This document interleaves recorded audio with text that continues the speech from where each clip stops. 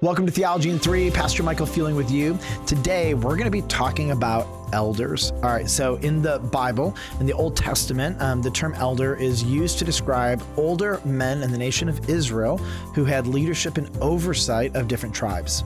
But in the New Testament, it's actually an office. It's a position of leadership.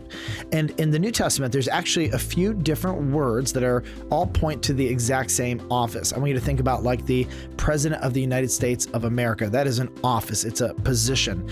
But there are also different names for it. So for example, we have Commander-in-Chief, points to the same office. It's a different term, but it reflects kind of a different aspect or nuance of this position.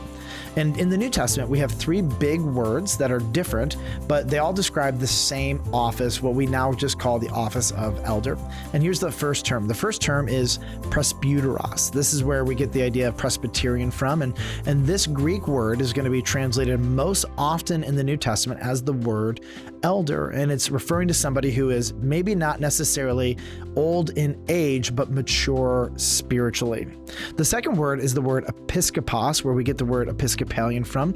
Some translations are going to translate this as bishop. Some might use it as elder, and it describes oversight. It describes the responsibility of overseeing the affairs of the church and the people. The third word is the word poimen, and this is where we get the word shepherd or pastor.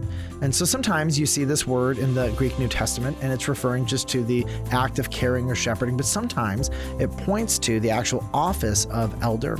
Three different words, all describing different aspects, but pointing to one singular office of oversight.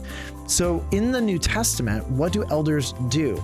5 quick things. Number 1, they shepherd the flock. Number 2, they exercise oversight of a local church. Number 3, they set an example of godliness and Christ-like behavior for the church. Number 4, they pray. And number 5, they exercise spiritual discernment for the body to protect the body. We summarize it like this. We use kind of 4 big terms. They teach, they lead, they care, and they protect. This is the responsibility of the elders of a local church. Now, what authority do elders actually have? Well, they have the authority to do the things I just described, but they have the authority to do it for a specific local church. An elder at one church doesn't necessarily have authority over the flock at a different church.